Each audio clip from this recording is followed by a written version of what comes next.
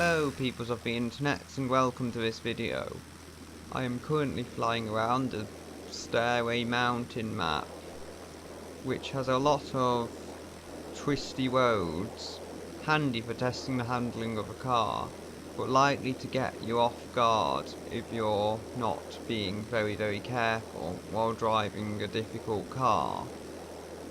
It's quite a long track, I'm not sure how specifically long, but it's a pretty good challenge. Today we're racing some heavyweights along there. The first of the heavyweights we're racing is this Gavril Roma. A nice car really, but this isn't a normal Roma. It's got a 7.3 litre diesel engine, creating I believe 224 horsepower and probably a sea of torque being a diesel. It doesn't rev very high though. It's a very softly sprung car. It rolls like that if you're not careful. It wants to do that every corner, or worse. Quite quick along the straights though if you get going, and quite good at the bumps at the side of the track. Quite good at righting itself there. I lost my doors.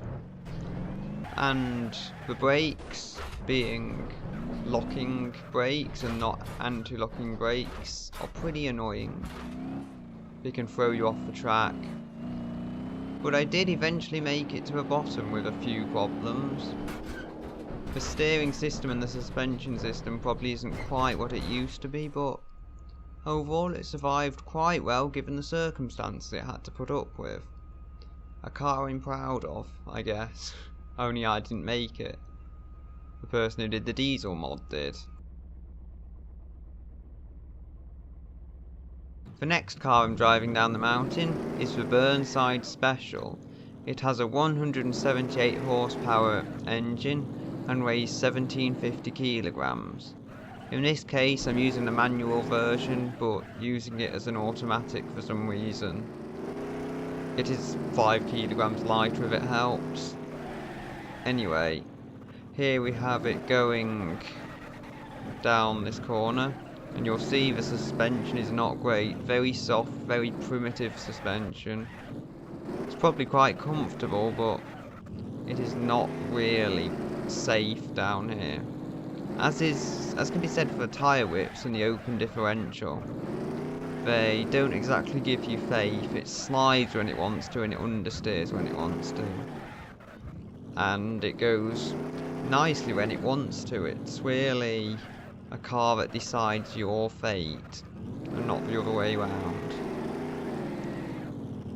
So yeah, I had some difficulty taking this down. It took many attempts to get a good one, which is this one. I also got it stuck on this hill thing, which happened 2 or 3 times, and that was pretty annoying because it's only got rear wheel drive for an open differential. There was no way to get it free of that, so I had to restart there. Anyway, after carefully feathering the throttle out of corners, I could eventually get this to the finish line, and it lasted quite well, mainly because I was being so careful with it. And it did surprisingly well. Almost did as well as the Roma, which was surprising, because I had to be really careful. As I've said, I didn't expect I would be able to extract that much speed when you had to be this careful with the car. But I could. And there was very little damage other than the wheel, which clearly got hit by a rock or something because it was off. It messed up the steering a bit, but I was still able to get it to the end without too much trouble. I just had to be so careful. I cannot emphasize that enough. How careful I had to drive this to get it to the finish in working order. Now, the third and final car that I will be using isn't actually a car at all. It's a lorry. Now, you may be thinking, it's a big lorry. It's not going to be very good. The brakes will stink. It'll crash into the first thing you see. You'd be wrong there. It's actually the nicest car of the three I drove down here. Well, maybe the CRX I tried to drive around for a bit of fun was better, but you see my point. It's nicer than the Roma and the Burnside Special. Both of those together are about as good as this is. It's such a lovely vehicle to drive. It feels a bit wobbly now and then, maybe because the suspension's a bit stiff and designed to cope with the trailer, but it just drives so well. I was able to do it in the first run on this, although I crashed into a sign in the second, which was as much my fault as the truck's. And this is actually the second run because I stupidly didn't record the first one, so I had to do it again and get recording. Yeah. It's just really grippy and stable though. And this is something that weighs over 7 tons. The brakes aren't even that bad. You can see it doesn't seem as agile around the corners as the Burnside, but I'm able to push it a bit more. And generally if I do knock the verge or something with one wheel, because it's got more wheels, it doesn't punish me as much, I would say.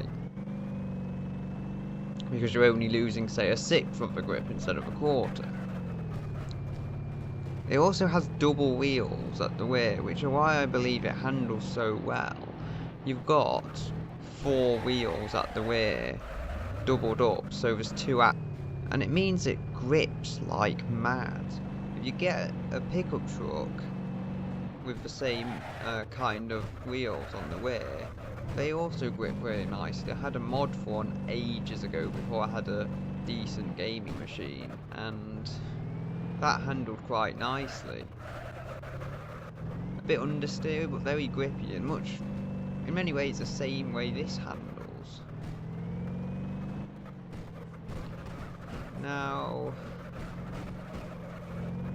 it did make it, as I've said, but I crashed.